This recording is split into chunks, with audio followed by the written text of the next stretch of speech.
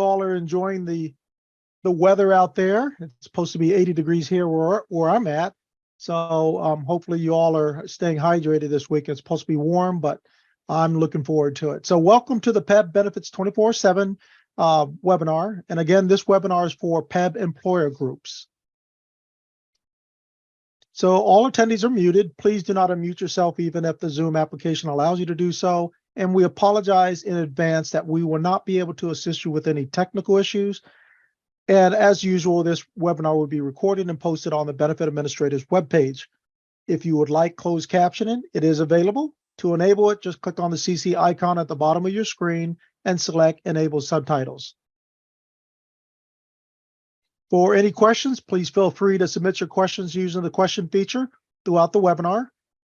Questions should be related to entering and verifying special open enrollment events, managing benefit administrator access, and managing employer contacts and benefits 24/7. Please send any questions or scenario related to employees through HCA support. And for urgent matters, we ask that you pick up the phone and contact our outreach and training representatives, our customer service representatives at 1-800-700-1555. So again, welcome to session 3 of Benefits 24/7. Hopefully everyone had the opportunity to look at the pre-recorded videos on the BA website, and I'm going to show you where those are located at. If you have questions, please feel free to just go ahead and submit those questions through the question feature. So this is the PEBB Benefit Administrator's webpage here. And it has different sections here for benefits, anything related to help benefit administrators perform their job. These are all the resources that we have here. And if you scroll all the way down at the bottom of the page, you'll get to a section called Training Resources. Just click on the green button there. It'll bring you to this page. And in this section where it says Need Training, there's 3 links in there. So you want to click on the link that says Training Materials and Recordings. Just click on that. And at the very top, it'll say Benefits 24/7 instructional videos and recorded webinars. Hit the drop down arrow. And these are all the pre-recorded videos that we have out currently. So session 4, there are the videos out there that will be providing webinars on that. So today we're going to be covering section 3, the 3 videos here. And if you have questions about section 1 or session 1 or session 2, go ahead and submit those questions too. Hopefully everyone had the opportunity to play around and navigate the Benefits 24/7 training environment. And again, keep in mind, this is a training environment. The launch date has been pushed back to June 12th. So we're out. We have 45 more days to go ahead and play in the training environment to get more familiarized with the new Benefits 24/7 online enrollment system. If you haven't signed up for Gov Delivery, you probably didn't get that message. So go ahead and sign up for Gov Delivery to make sure you get all the Gov Deliveries coming out about the PEBB program. So if you have questions, go ahead and submit that. I'm just going to go ahead and log in to Benefits 24/7 training environment. And again, your employee should have one SAW account for their personal Benefits 24/7 account. And as a benefit administrator, you should have 2 SAW accounts, one for your admin access, and then one for your personal Benefits 24/7 access. And for the personal Benefits 24/7, you should be using your personal email address. So in case you move to another agency, you won't be able to access your work email from your previous agency. So you want to use your personal email because these benefits will follow you around wherever you go with an employer group, state agency, or higher education institution. Rob, if you're showing, we still see questions. Yeah, I'm bringing up the screen Okay, on another screen. Sorry, buddy. I don't want them to see my password, Larry. I want to see it. All right, I'm in. Kicked me out the first time, so I had to go back in again. So can you see my screen? Yes, sir. All right, so we don't have any questions. So what I'm going to do is just give you a quick demonstration of adding contacts under your organization profile tile, and then taking a look at your admin access, talking about the admin, the edit, and the read-only rights, and how to input those, and what do you have to do to get admin rights to be able to be in there. in the admin access. So first of all, under the organizational profile, I'm going to open that up and there's still no address. So I'm a benefit administrator logged in as a BA under the healthcare authority. So again, this is a training environment, so nothing is real in here. There's fake social security numbers, fake phone numbers, and fake names. So under here, on the very bottom, if you scroll all the way down, we highly recommend that you fill out this contact section, because this is the way the healthcare authority contacts you by phone if we need to get in contact with somebody to help out one of your employees. Other than that, if we didn't have contact information, we would have to send you an email, and it'll be emails back and forth. So this allows us to pick up the phone and contact whatever type of role you're in. So there is one role in here right now, Robbie Jones, and you notice he's in as a benefit specialist, insurance billing, payroll, and LTD. So if for some reason Robbie decided to go to another agency to work somewhere else, all you have to do is hit this remove contact in the lower right-hand corner, and that'll remove him from his contact list for this agency. So I'm going to go ahead and add another benefit administrator or another contact person to this list. So I'm going to click contact. And you notice here, it brings up new contact. I'm just going to click on that. And you notice when I clicked on new contact, the screen really didn't change, but it added this extra line down here. So if you don't see that, just scroll down and you'll see whatever you're looking for. Sometimes you click on something and it looks like it didn't change, but if you scroll down, you'll see the rest of the screen. So under new contact, I'm going to click on that. And this is where I'm going to add that, that contact information. So first name, say Jennifer, last name, Wilson. Glad these are in here already. I'm just going to put a fake email in here.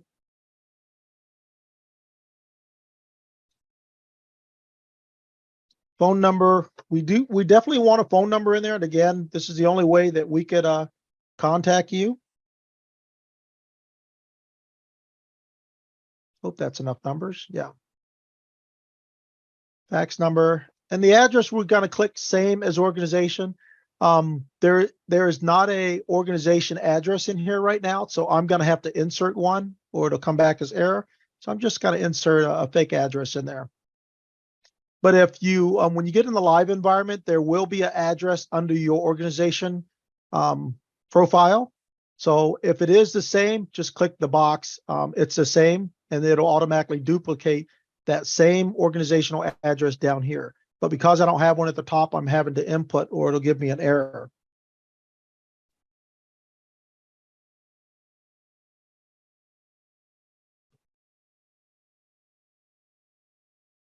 Okay, so under this, you have different contact types. You got a big selection here. You can check, I'm a benefit specialist for the agency. I do insurance and billing. I also do LTD. I also do payroll. And if you're the superintendent, you can click that as well. So you have choices. You can click as many boxes as you want, depending on your roles and responsibilities within the agency. And once you are satisfied with all the information on here, just click submit changes. And that is it. Now I've added Jennifer Wilson along with Robbie Jones as a contact. And you can always go back in here if you need to change something like this. You can change his first name. Maybe he doesn't like to be called Robbie. Just go back in, submit changes. Invalid field. Maybe I shouldn't have done that.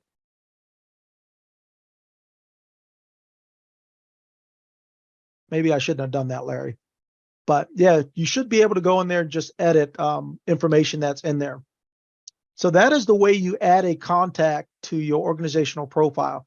And again, we highly recommend agencies, employer groups to put information in here, because this is the only way that we can pick up the phone and contact you. Other than that, we have the access management tile, which provides your email address that we could email you directly to talk about issues that you may be having. Any questions on the organization profile? Yeah, Rob, they can go in there and practice now. So on your organization, right, they can go add a contact now, just get used to the system.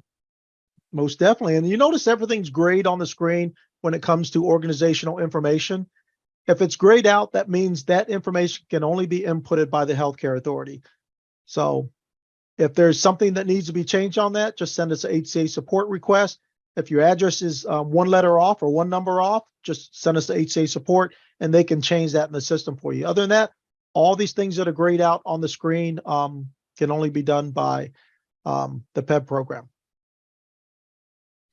All right, so if no one has any questions on this simple task of updating contact types, I'm going to go back to the admin dashboard.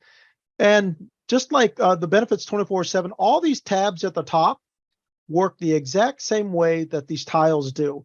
The names might be shorter, but they're the same way. You can click on either access or you can click on manage access.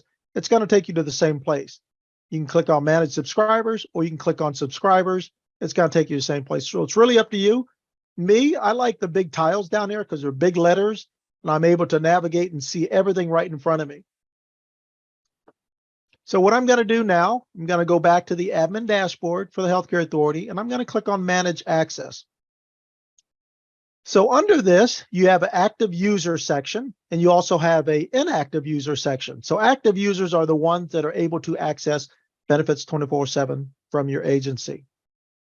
And starting from the top, the highest is admin. That's an admin role. Somebody that has admin rights to be able to assign PERS pay user roles, such as edit and read only. And then you have another responsibility that they can update organizational profile information and contacts. If you have edit rights, you can do all these things in this section here. And if you want someone to only have read-only rights, then they're only restricted to these two: view enrollment and eligibility data for subscribers and access all reports. So this is really up to that, that's the authorizing security designee of your organization. That person will be the one to assign who has admin rights, who has edit rights, and who has read-only rights. And whoever has admin rights, they can add new subscribers in their agency with edit and read-only. But if you notice, everyone has admin rights. It's all grayed out because the Healthcare Authority is the only one that can add or remove someone with admin rights. Notice I'm a BA, I'm trying to click on, and it does nothing for the area in gray. So in order to add a new system user, just click on the add new system user. And down here, you could insert the first name. We'll just put Tom Jones. And his email address.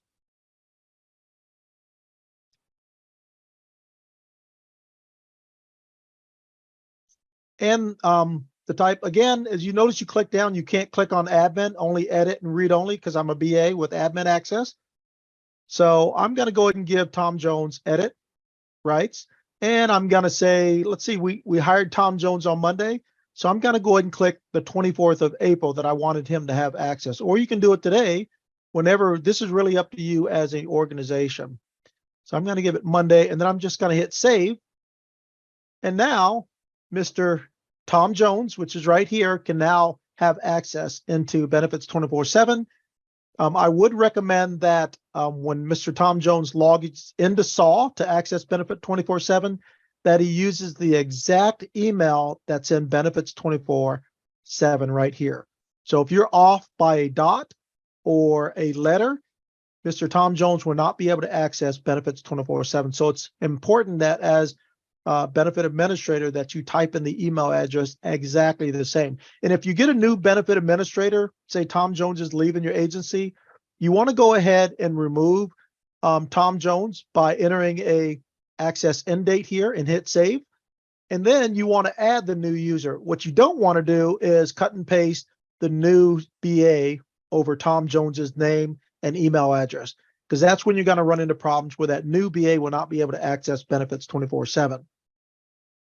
So let's say that Tom Jones found a job at another agency. So what I'm going to do is go ahead and end his access. You can use the calendar or you can go ahead and type it in. I'm going to go ahead and use the calendar as today. And I'm going to hit save, and you'll notice his name will disappear when I hit save, and it'll drop down into this active user section or inactive user section. All right, here we go. I'm going to hit save. And now it's dropped down here. So he no longer has access into your agency's benefits 24/7 system. His access was ended today. And let's say Tom Jones decided to change his mind and he wanted to stay with your organization. So now you want to give him access again. What you can do is just remove the access end date. And when I hit save, his name will move back up to the active user section up here. So if Mr. Tom Jones is leaving and you know he's not coming back, you can always hit remove user right here on the right-hand side, and that'll remove him from the inactive user section. So let's try that. So I'm going to remove his access end date and I'm going to hit save. And now Mr. Tom Jones is back up here in the active user section. So now he has access to get back into benefits 24/7. So another feature I want to cover in here is this release account button. You notice it's on some of the benefit administrators, but not all. So what this tells me is that the ones that do not have the release account button, such as this person here, Mr. Tom Jones, Jackie Singleton, and Mr. Larry Cade, they have never logged in to benefits 24/7 as a benefit administrator. And if they would, or if they do, they'll now get the release account button that'll be underneath the save button. So what does the release account button do? So we know there's SAW accounts. People forget passwords, stuff like that. They forget which SAW account they use to log in to benefits 24/7 because they had 3 SAW accounts. So if you have a BA that is not able, that is already logged in, so they have the release account button showing, and they're not able to remember which SAW account they use, they're having difficulty, what you can do as an admin, you can hit the release account button, and that'll release that SAW account for that BA to go back in and reclaim that account to log into benefits 24/7. And that is what that release account button's for. So regardless which SAW account he used, he can now use a new SAW account or one of his previous ones to log in for the first time to where that SAW account is now claimed by benefits 24/7, and it's recognized that this is the SAW account that he's using. So as a BA, again, you want to use your work email to access your admin access, and you want to use your personal email account to access your personal benefits 24/7 access, your account. Sarah, Larry, is there anything I missed? I don't see any questions, so I think this is pretty clear, I guess. Looks good to me, buddy. Yeah, looks good. Okay. All right, I'm gonna, if you have no questions about the manage access tile and no questions about the organizational profile, adding contact types, which are pretty easy. And if you don't have any questions about the other sessions 1 and 2, you can feel free to go ahead and enter those as well. But keep in mind that we are finding some errors still in here, and our developers are still working through the system to make sure that this is ready to go by June 12th. So they have 45 days to work out all those bugs and make sure this system's ready to go. So this system is an improvement from SEB My Account, the SEB program. So it's been out there. It's a new system. It's an improvement on top of SEB My Account that's been out there since 2020. So they've worked out the bugs, all the issues they were having with SEB My Account, and they decided to create this new system from that SEB My Account system, and now incorporating both PEBB and SEB programs together all in one. So I'm going to go back to the dashboard. You notice I always go back to the dashboard because it lays out everything that I need to go to. So what I'm going to do is enter a subscriber's name. And I have one here. Mr. Cortez or Miss Cortez. Right here, Sienna. I'm going to click the name, manage associate subscribers. And now I'm currently managing Sienna Cortez's account as a benefit administrator.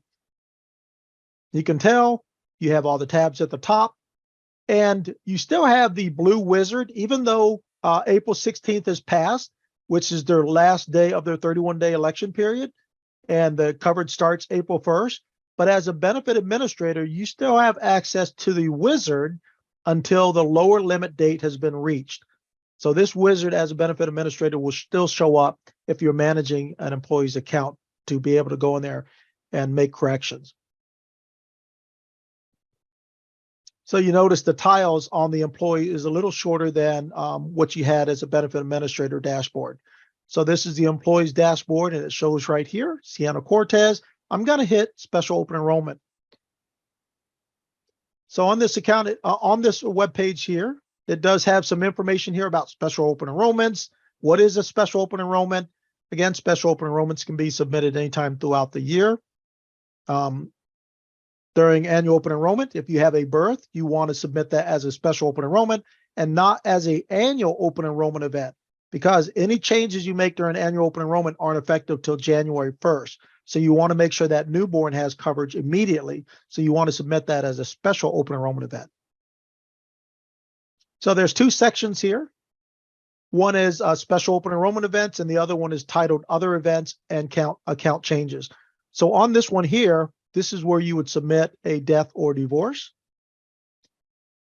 And for this situation here, I am going to show an example of submitting a special open enrollment for a death.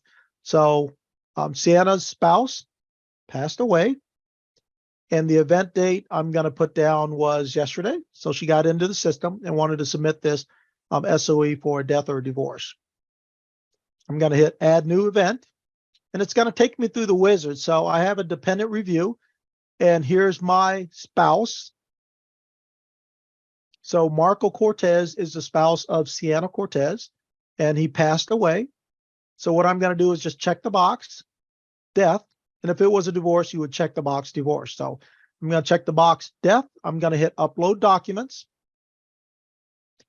And in this section here, it has a link to accepted dependent verification documents that you can access.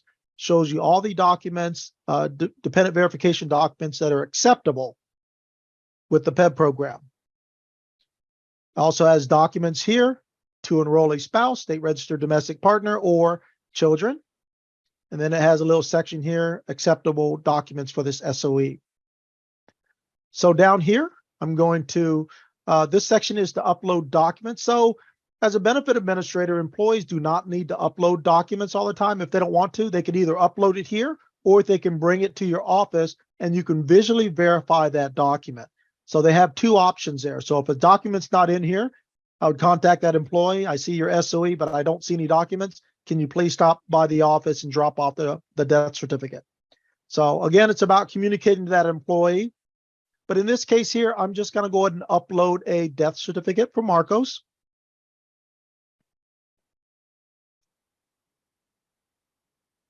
And here's the death certificate here. And the system will only accept these types of documents here, PDF, JPEG, and you have up to 10 megabytes of documents you can upload in here. So there's the document there to prove that Marcos has passed away. I'm going to scroll down here to this, the death certificate that I just uploaded, and I'm going to select death certificate. And again, we already verified this is for Marcos in the previous screen. So I'm going to just check death or divorce, and I'm going to proceed to confirmation. So I'm at the second part. I like this wizard here because it takes you step by step. The screens light up blue when they've been completed. Proceed to confirmation. You have the legal notice now. You notice it dropped all the way through to confirmation. It passed coverage and attestation for this type of SOE. I'm going to hit confirm. First, I'm going to read the legal notice. I know that's a lot of verbiage. Most of us like to zip through it and just hit confirm. And then it says you're all finished. Please click below the submit button to submit the event request for verification. Once submitted, you cannot edit the request and must remove it to make changes. So once you submit it, if you have a change, you have to remove it and then submit another SOE. So I'm going to go ahead and hit submit request. And now it's showing in the pending status. So it shows right here under Sienna Cortez's account that she had an event, death or divorce. The event date was on the 27th. The status is pending. The review deadline is June 26th. That's 60 days out. And then the verification reason is awaiting review from the benefit administrator.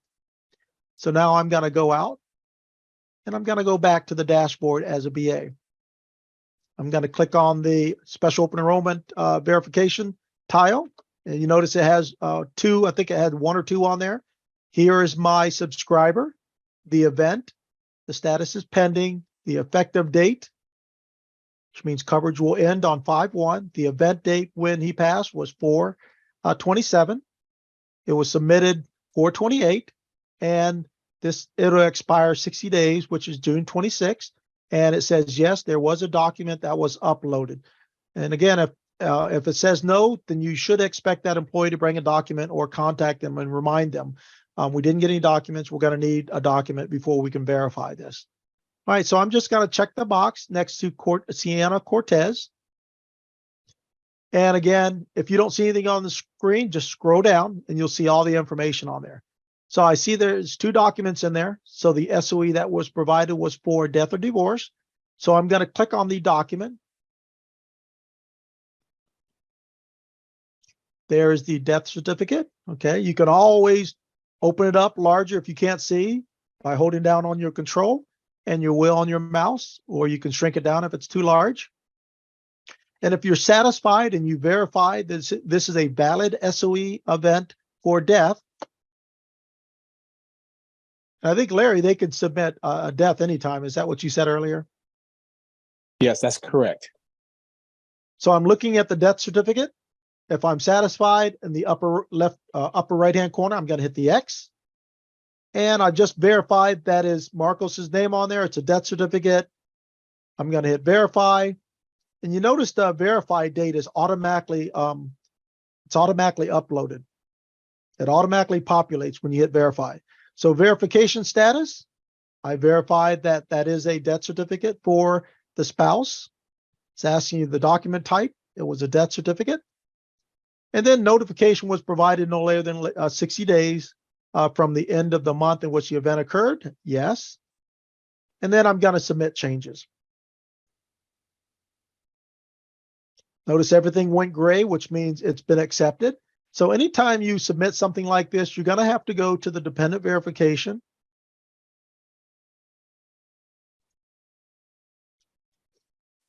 And let me see if I can search for.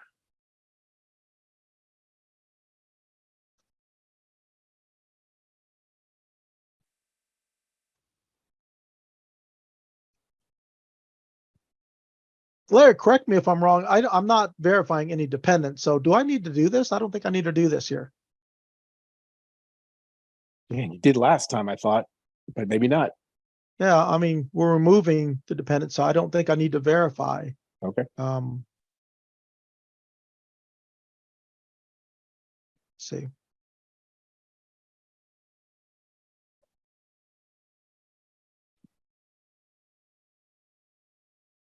Oh, there's nothing under here. Oh, there's nothing under here. So let me go back. So what that should have done is end any benefits, medical, dental for that dependent. Under the subscriber, I'm going to go back in and search.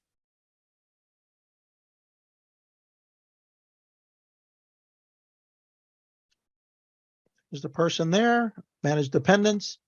So you notice Marco is still under as verified, but his health plans, his medical and dental will be canceled at the end of the month.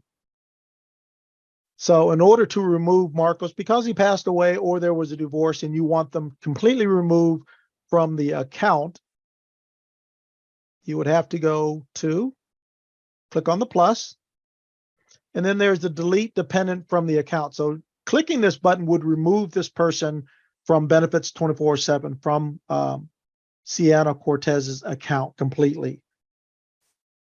So in the means of divorce or death, yeah, you probably want to remove them from the account. So that is how you submit a SOE for a death or a divorce, same process. Any questions on that? Sarah, anything I miss on that? No, Rob, it was good. I can't think of anything right now. This is a quiet group here. Must be Yeah. Friday. Friday All right, so what I'm afternoon. going to do is submit a SOE while you all thinking about some questions you may have. I'm going to submit another SOE for a marriage. So I'm going to look up the subscriber. So I'm going to go back out to the dashboard for the Healthcare Authority, hit subscriber, and I'm going to look for the subscriber that needs to submit an SOE because they just got married. So Foster is the last name, Jordan Foster. Looks good. Hit the checkbox next to their name, manage associate subscriber. Now I'm currently managing Jordan Foster's account. So under here, I'm gonna, as a BA, if I'm submitting this for him, he's gonna see the same screen if Jordan would have logged in and did this himself. But as a BA, I'm gonna go ahead and click on the SOE tile. And under this section here, you would hit the drop down arrow for this, and that is where you would see marriage or registering a domestic partner under the SOE event subjects here. So I'm going to click that, and the event date, we can say they got married on Monday. Everything's happened on Monday.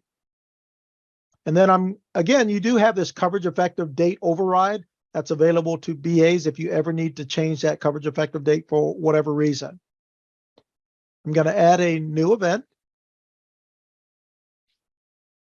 It says, do you have dependents to add? Yes. Jordan just got married and he wants to add a new spouse. So I'm going to hit yes. Click next. And I'm going to go ahead and enter the new spouse here. Oh, I'm going to put Jody Foster for some of you all that know who she is. Sarah, do you know who she is? Yes, I was just going to say I do. A lot of good movies out there. So the Yes, date of good birth, actress. yeah, you could hit the calendar. Again, you can go backwards or forwards. I think this is the long way of doing something. I would just go ahead and enter it myself. 09. We'll make that the birthday there. So we're going to add email for Jody. The relationship is spouse or state registered domestic partner. It automatically populates the partner start date, whatever date they got married on the marriage certificate. That's going to be the event date. Let's say they got married on Monday. I think that's what I put down as the event date. Qualifying reason would be married spouse. And I'm just going to, let me go ahead and make up a social security number. Hopefully I don't select one that's already in the system like earlier. All right. Same residence as Jordan. And then it's going to ask me, let's add some coverage to this dependent. So I want this dependent, this new spouse, to have medical and dental. So I'm going to check those boxes. Let's make tobacco attestations for this dependent. I'm going to say no. They don't use tobacco products, so I'll waive that $25 monthly premium surcharge. Continue. And down here on question 2, I'm going to say no. And it says here, no, the spousal or state registered domestic partner coverage surcharge does not apply in this situation. I'm going to click next. Proceed to dependent review. So now I'm going to review all the choices or selections that I made to add this new dependent. So here you have the subscriber's name, or correction, the dependent's name. The subscriber is Jordan. You have the date of birth of the new dependent. It's a spouse or state registered domestic partner. We are wishing to enroll them in medical and dental. They don't use tobacco products, and the spousal surcharge is not going to apply in this situation. So I'm just going to hit save and finish this dependent. So I've done everything to add dependents. So let's say they don't have any children to add. I'm just going to click no. There are no other dependents I want to add. Click no and hit next. So in this section here, you notice under dependents, this is everything you're going to do for a dependent. Once I move on to upload and all that pertains to the subscriber responsibility. So hit next. Dependent review. If I had some changes, let's say I missed the birth date by one number, I can always hit edit, or I can hit the previous screen and go back and change that. So now I'm going to upload any eligibility documents for this new marriage. And again, it goes over all the dependent verification documents that are acceptable to enroll a spouse, state registered domestic partner, a child. And if I scroll down, here's where I'm going to upload the files if I need to, or I could just bring the marriage certificate into the BA's office. And it's really up to you if you want to file that. If you're ever audited, they will contact that employee and make sure they have the documents. We're leaving that up to the agency. So I'm going to hit select files. And under here, I'm going to select marriage certificate and open. So now you know the marriage certificate there. It's an acceptable document. It's in JPEG or JPEG. And down here, marriage certificate, I'm going to hit the drop down for marriage certificate. Who does this apply to? I want to add Jody Foster, who is a new spouse of Jordan Foster. And I'm also going to click the box marriage, verification applicable to a marriage, and then upload and confirm changes. So now I'm moving along. I'm going to proceed on to elect coverage. So Jordan was previously enrolled in UMP Classic. So I'm going to leave that because I think he's happy with that. So I'm just going to click next. And currently he's enrolled in Delta Care, which is a managed care plan. And I like this red box that pops up reminding employees, this managed care plan, make sure your dentist is within the network. Make sure you call the plan. There's the number right there. But Jordan and Jody has chosen to move to Uniform Dental Plan. And I'm going to click next. And now this confirms my selections. It gives me a review of the subscriber, the dependent that I just added, my new spouse, the coverage effective date for the new spouse, the plan, the medical plan we selected, and the dental plan we selected for them. I'm going to hit confirm, and let's complete tobacco attestation. And this is the tobacco attestation for Jordan. We did the tobacco attestation for the dependent when we were adding the dependent. So I'm going to hit next. And currently, Jordan does not use any type of tobacco product. So we're going to waive that $25 monthly premium surcharge. Hit next. Legal notice. Go ahead and read that. Hit next. And again, it says you will not be charged a $25 surcharge. Yes. Confirm. Let's review. And now I like this because it gives you the summary of coverage election. So this is everything laid out that you're going to be able to print at the very end, but they want to confirm that this is you, your address, your employer, your names, everyone on the account, Jordan as a subscriber, Jody as the new dependent, coverage effective dates for medical, coverage effective dates for dental, and then it gives you your medical premium and total monthly premiums down here. Click next. Remember, And this Rob, is the bottom half.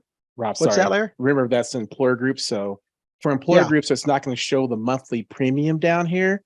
So again, it's going to refer you back to the employer to determine what the monthly premium would be for this employee. So again, for employer groups, this will not show the monthly premium. Thank you for reminding me about that, Larry. I'm just zimming through this here. That's okay, buddy. Click next, and then again, it gives you that basic life, basic AD&D 35, 5,000.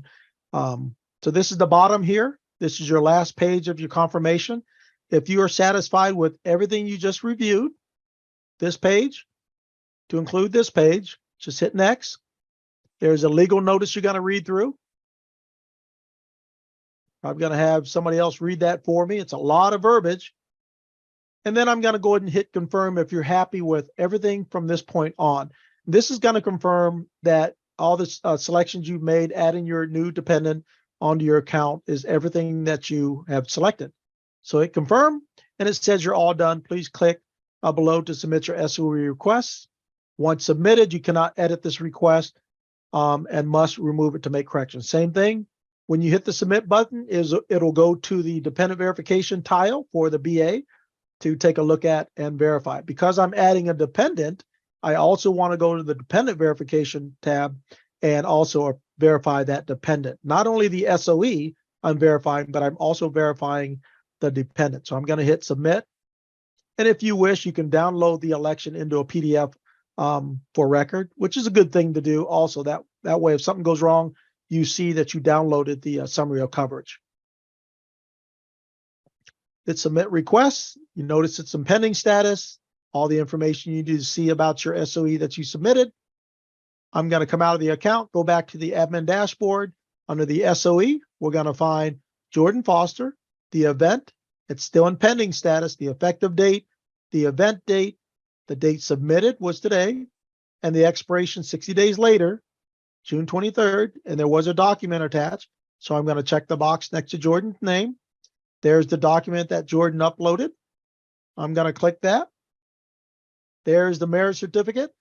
And again, you want to make sure you have the proper dependent verification documents. Any marriage under 6 months, all you need is a marriage certificate. If it's over 6 months, you need the marriage certificate and proof that the marriage is still valid, such as a utility bill, a bank statement, and so on. You can take a look at all acceptable documents to add a spouse, state registered domestic partner, or a child under the link in that section. So if you're satisfied with the marriage certificate, again, you can blow that up if you can't see it. Yep, has both of their names on there and the exact date of the event. I'm going to click the X in the upper right-hand corner. So also, if there is a change, you also have this click here to edit the request. If the subscriber calls you up and says, hey, BA, I made a mistake. Can you edit this for me? You can edit it as long as you haven't hit the submit change button yet. So you can go here and it'll bring you right back into the SOE to where you can make edits to that account. The employee can also, if you haven't submitted it or approved it or verified it, they can also go on their end and there's an edit button next to their name where they can edit this SOE. So we are happy with all the changes to add our new spouse, Jody Foster. I'm going to hit verify. Again, the verification date auto populates for today. Hit the drop down. I'm verifying this. I saw the marriage certificate. They're married less than 6 months. The document type, marriage certificate and evidence that the marriage is still valid. Again, anything less than 6 months, all you need is a marriage certificate. And now, if I'm happy with everything, I'm going to hit the submit changes. If I'm not, I can always go back here and click here to edit the request. Hit submit changes. SOE updated successfully as you get that green pop-up bar down here. And it shows it's been verified, which is great. So now I'm going to drop back out as a BA. I'm going to go to the dependent verification, and now I'm going to verify the dependent. So these are active pending requests. So this hasn't been verified yet. So I'm going to have to find the subscriber. Foster was the last name. There's subscriber there. There's the dependent that they're trying to add. It was marriage. It's in pending status, the request date that they put it in. So as a BA, you're going to have to go in the benefits 24/7 at least once or twice a week to see if there's any SOE events or any dependents that need to be verified. Unfortunately, there's not a notification system to where they'll send you an email and ask you, hey, you have something in benefits 24/7 that you need to verify. Hopefully that'll be an upgrade in the future, but currently, as of now, is not available. So once or twice a week, you're going to have to go in the benefits 24/7 and see if any of those things need to be verified. So here is my subscriber. Hit the plus. It shows you all the information here. I'm going to verify the marriage certificate so I can verify that the, Jody Foster is the new spouse. Again, there it is right there. Hit the X. Everything looks good on it. Both names are on it. I'm going to hit verify. Again, verify date auto populates. Hit the drop down, verify what type of document is it. It was a marriage certificate. And I'm going to submit changes. So now it's disappeared from the pending request section. And once you uncheck that box, it'll show up here as something that's already been verified. So if it's been verified, denied, or incomplete, it'll show up in this section here. So anytime you're doing SOE or dependent verifications, and maybe they didn't submit a document, don't deny it, because once you deny it, it's closed out. They're going to have to submit another SOE. If they're missing something like a document, just leave it in pending status, contact the employee either by phone or by email and let them know, I didn't get the form or you submitted the wrong dependent verification form. Can you please do that before I can verify this? Same thing with SOE events. If they're missing something, don't deny it. If it's incomplete, call them up, communicate to them, let them know what you need. So under here, shows it's been verified. Everything's looking good. And it's done. All right. So as you go in once or twice a week, you'll want to look at everything that's pending with the box check. This is everything pending. So currently all the records are all done. And special open enrollment. So I think that covers everything. I've covered an example of adding, submitting an SOE for somebody that's passed away. And I've also submitted another SOE for somebody that's newly married. So Benefits 24/7 is very user-friendly, easy to navigate. It's visually, it looks good. The tiles are right there, big and open for you to navigate where you need to go to. So subject to your questions, Sarah, Larry, is there anything I forgot when I covered the organizational profile, adding contact types, under the access management, adding a BA with admin access, got to go through HCA support. And Larry, you could show that. I don't have access to that. I put in a ticket already. Also, how to submit an SOE or other type of SOE, such as death or divorce. Anything else I miss? Not that I can think of, Rob. That was great. Hey, Rob, I don't see anything. I just wanted to mention, like, when you have a special open enrollment and you have things you sometimes require 2 documents, right? Because let's just say I have a spouse that's never been on before, they lost their employment, they need to be added to your account. Not only do you need to provide a proof of loss document, you also have to provide dependent verification. That's why you got to go to both tabs and approve both tabs in order to make the special enrollment work. Okay. And you only have 60 days from the date of the event in most cases in order to have that special enrollment be valid. If not, you would have to wait till open enrollment to have a special enrollment. So again, if I had a new spouse back in September, and now here's in April, I want to add the spouse now. Unfortunately, you can't do that because you only have 60 days from the date of the event in order to have a special open enrollment. If they miss that 60 days, they're going to have to wait till annual open enrollment, right? Correct. Or appeal. So did you want me to show you? Sorry, go ahead. Yeah, if you could share your screen, show them about how to add or request for a admin access. I'll go ahead and stop sharing here. So I'm gonna go ahead and share my screen here, as Rob said. So what you want to do, Rob, let me know when you can see that. I can see it, Larry. All right, so what you want to go do is the benefit administrator webpage. And what you want to do is click on HCA support. Now, as an employer group, you probably want to have to go through the public inquiry, but for me, because I'm a state agency, I go through agency to agency to inquiry. So it all come out the same though. So once I click on that, I want to make a request. You want to click under public and school benefits administrators only. And you'll see here, benefits 24/7 security designation. So this is designation for admin access for live environment. So you want to click on that.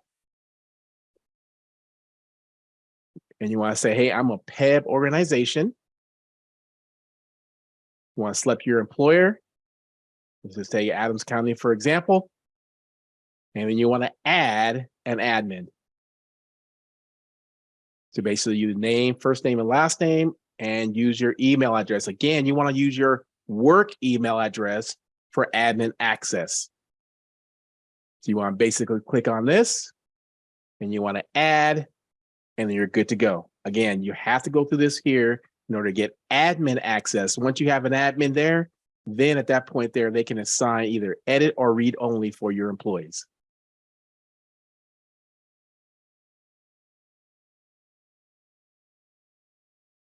How about that, Rob?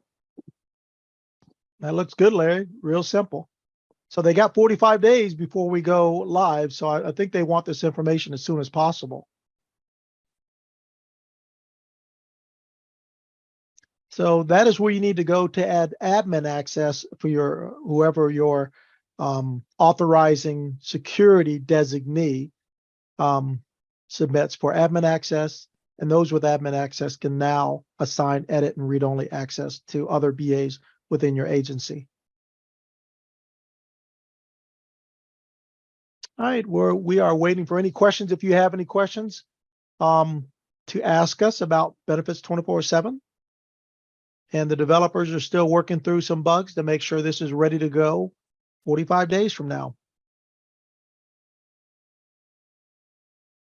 Yeah, so next week we're going to work on session 4. Again, look at those videos that are out there, and then come next Friday with your questions.